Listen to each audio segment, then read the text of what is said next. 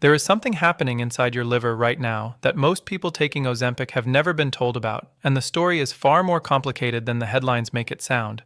So let's start from the very beginning, because what scientists have uncovered over the last 2 years has genuinely rewritten the rulebook on how this drug interacts with one of your most vital organs. Ozempic, whose active ingredient is semaglutide, belongs to a class of medications called GLP-1 receptor agonists, meaning it works by mimicking a naturally occurring gut hormone called glucagon-like peptide 1, a hormone your own digestive system produces every single time you eat a real, whole meal. And that hormone normally lasts in your body for about 90 seconds before it breaks down, but the pharmaceutical version, Ozempic, is engineered to last an entire 7 days, and that extended duration is precisely at the center of both the miraculous benefits and the serious concerns that researchers are now beginning to document in the scientific literature. Your liver sits at the very center of this story because it is not a passive bystander in your metabolism. It is the most metabolically active organ in your body, responsible for filtering your blood, processing fats, storing and releasing glucose, producing bile for digestion, and detoxifying hundreds of substances that pass through your bloodstream every single day. And what researchers have spent years assuming about how Ozempic helped the liver turns out to be only partially correct, and in some cases, based on a fundamentally flawed premise. Let's start with the genuinely remarkable findings, because before we get to the risks, you need to understand why so many physicians and patients were so excited about this drug's potential in the first place. A landmark clinical trial known as the Essence trial, published in the New England Journal of Medicine, enrolled approximately 800 patients who all had biopsy-confirmed metabolic dysfunction-associated steatohepatitis, which is the medical term for fatty liver disease that has progressed to the point where the liver is both accumulating fat and actively inflamed. Every single participant in this study underwent a liver biopsy before they were enrolled, confirming the severity of their condition, and then they were randomized to receive either semaglutide at a carefully titrated dose or a placebo injection for 72 weeks while being closely monitored by medical teams. The results were remarkable. Among patients who received semaglutide, approximately 63% achieved complete resolution of their liver inflammation, compared to just 34% in the placebo group. And even that placebo response should give you pause, because it tells you something profound about the power of expectation and care in clinical settings. But more importantly, for the long-term trajectory of liver disease, 37% of the semaglutide group showed measurable improvement in liver fibrosis, meaning the actual scar tissue that had accumulated inside their livers was reversing compared to 22% in the placebo group. Fibrosis reversal is not something that happens easily, and for years the medical establishment considered advanced fibrosis to be largely a one-way door, so these findings genuinely excited liver specialists around the world, and in August 2025, the FDA officially approved a form of semaglutide, specifically for the treatment of metabolic-associated steatohepatitis in patients with confirmed stage 2 or stage 3 liver fibrosis, which is a significant milestone in the management of a disease that currently affects an estimated 1 in 20 adults in the United States alone, a condition that has been largely untreatable with pharmaceuticals until very recently. Now here is where the story gets genuinely fascinating, because for years the prevailing explanation for why semaglutide helped the liver was straightforward. You lose weight, and when you lose weight, you lose fat from the liver, inflammation calms down, and scarring improves. It was a logical assumption, and it fit the available data reasonably well. But a researcher named Dr. Daniel Drucker, one of the scientists who co-discovered the GLP-1 hormone back in the 1980s, was bothered by something he kept seeing in the clinical data. Liver improvements in certain patients were happening so rapidly and so dramatically that the degree of benefit simply could not be explained by weight loss alone. Patients were showing significant liver enzyme normalization in timeframes that didn't align with how much fat they had actually lost, and the magnitude of fibrosis reversal in some cases exceeded what the weight loss hypothesis could account for.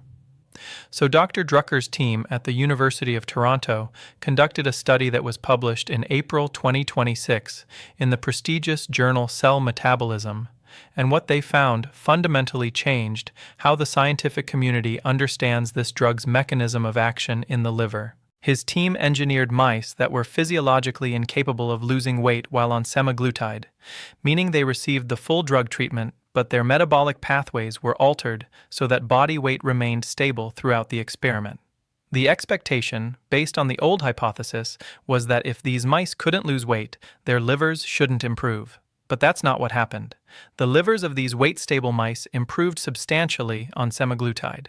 Inflammation dropped measurably, fibrosis began to reverse, fat accumulation in liver cells decreased. None of this was supposed to happen without the weight loss driving it. What Dr. Drucker's team discovered was that GLP-1 receptors are present directly in liver tissue, meaning semaglutide can act on the liver through a completely separate and independent mechanism from its weight loss effects. And this changes everything we thought we understood about how the drug works, why it works, and crucially, for whom it might work or cause harm. Now, before you take this information and conclude that semaglutide is simply good for the liver, you need to understand something critically important about how medical research works, and specifically about the gap between the population studied in clinical trials and the population actually taking this drug in the real world. The Essence trial studied a very specific group of people, patients with biopsy-confirmed metabolic liver disease, stage 2 or 3 fibrosis, who were gradually titrated onto the medication under close medical supervision by teams of specialists who were actively monitoring their liver enzymes, their gallbladder function, and their overall hepatic health throughout the entire 72-week study period. That is not who is taking Ozempic today. The overwhelming majority of people currently on Ozempic are using it for weight loss, not liver disease, and they are often started at a fixed dose without baseline liver function testing, without regular follow-up enzyme panels, and without the kind of metabolic monitoring that was standard practice in the clinical trial. And here's a number that should concern you deeply. Approximately 38% of all American adults have some degree of non-alcoholic fatty liver disease, and the majority of those people have no idea because fatty liver is a silent condition in its early and intermediate stages, producing no pain, no jaundice, no obvious symptoms that would lead most people to ask their doctor to check their liver. That means a substantial portion of the people who are currently taking Ozempic for weight management are doing so with a liver that is already compromised, and they are doing so without their doctor having checked. Now let's talk about what can go wrong. Because the cases that Dr. Lucas Whitfield and other hepatologists have been documenting in the literature represent a genuinely underappreciated risk that is not printed on the warning label, is not routinely discussed in most prescribing consultations, and is not on the radar of the majority of people who are filling their weekly Ozempic injections. A case study that has been widely referenced in hepatology circles involved a 67-year-old woman who started Ozempic specifically for weight management following bariatric surgery. Just 2 weeks after beginning the medication, she arrived in the emergency room. Her ALT, which is the liver enzyme most commonly used to detect liver injury, measured at 1,616 units per liter. To put that number in context for you, a healthy liver produces ALT values under 40. Someone who drinks heavily and has developed cirrhosis might register around 200.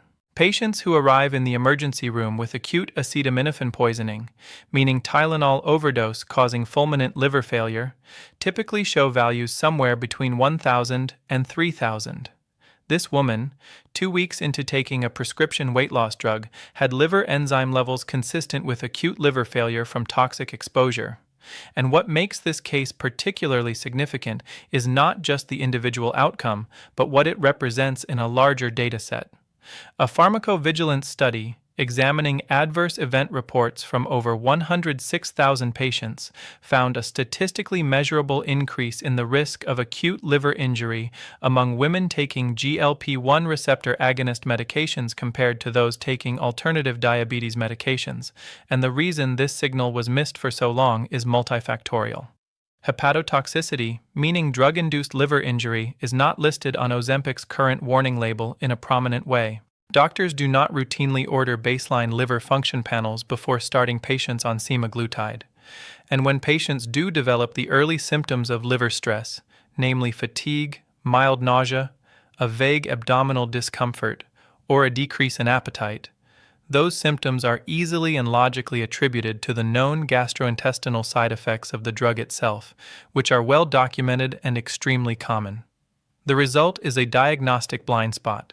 A patient could be experiencing early drug-induced liver injury, and both the patient and their doctor might dismiss those symptoms as ordinary GLP-1 side effects, never ordering the liver function test that would reveal what is actually happening until the damage becomes severe enough to produce unmistakable signs like jaundice or frank liver failure that force an emergency room visit. There is also a second completely distinct mechanism through which Ozempic can compromise your hepatic system, and it involves an organ that most people barely think about: the gallbladder. Your gallbladder sits directly beneath your liver, connected to it via the bile duct, and its primary function is to store and concentrate the bile that your liver produces and then contract rhythmically after meals to release that bile into the small intestine, where it emulsifies dietary fat and helps carry excess cholesterol out of your body. The GLP-1 receptors that Ozempic activates are present in the muscle wall of the gallbladder, and when semaglutide floods those receptors continuously for 7 days at a time, the gallbladder can essentially stop contracting normally. The result is bile stasis, meaning bile pools and sits in the gallbladder rather than being released efficiently, and when bile stagnates, it begins to form sludge and eventually crystallizes into gallstones. Your body's natural GLP-1 hormone, the one your gut produces after a meal, lasts 90 seconds and then disappears. The version in Ozempic lasts a full week, meaning the gallbladder is receiving this abnormal stimulus around the clock, in a way it was never designed by evolution to handle. The FDA recognized this risk, and in 2023 required Novo Nordisk to add an acute gallbladder disease warning to the Ozempic prescribing label. When gallstones form and block the bile duct, the bile that cannot drain properly backs up into the liver, creating a secondary source of liver stress and injury that compounds whatever else may be happening from the drug's direct effects on hepatic tissue. There is also a third pathway worth understanding, and it relates directly to the mechanism by which Ozempic promotes weight loss in the first place. When you take semaglutide, you significantly reduce your caloric intake, you stop absorbing large amounts of dietary fat from your gut, and your body begins aggressively mobilizing stored fat from adipose tissue throughout the body, breaking it down and sending it through the bloodstream to be processed by the liver. In a person with a healthy liver, this accelerated fat flux is manageable.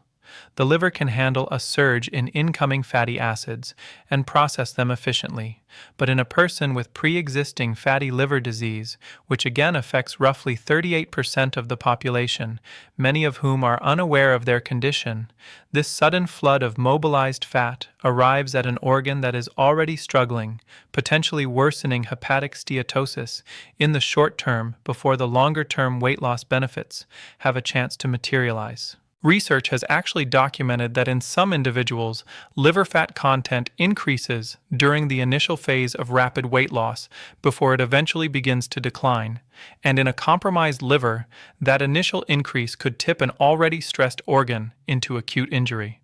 This is why the population and supervision context of the Essence trial matters so much. Those were monitored patients with confirmed disease who were gradually placed on the drug by specialists who were watching their labs. The benefit Dr. Lucas Whitfield and other researchers documented applies to approximately 1 in 20 adults, the fraction with confirmed metabolic liver disease, under careful medical oversight, not to the broad general population using the drug for cosmetic weight management. So what should you actually do with all of this information if you are currently taking Ozempic, considering taking it, or trying to help someone you love make a more informed decision? Let's be practical. First, you need to understand that the weight loss benefits of GLP-1 drugs come with a significant metabolic trade-off that is rarely discussed openly in prescribing consultations, and that trade-off involves body composition. Studies tracking patients on semaglutide have found that somewhere between 25 and 40% of the total weight lost on these medications comes not from fat tissue, but from lean tissue, meaning muscle and bone mineral density, which are the very tissues you most need to preserve as you age.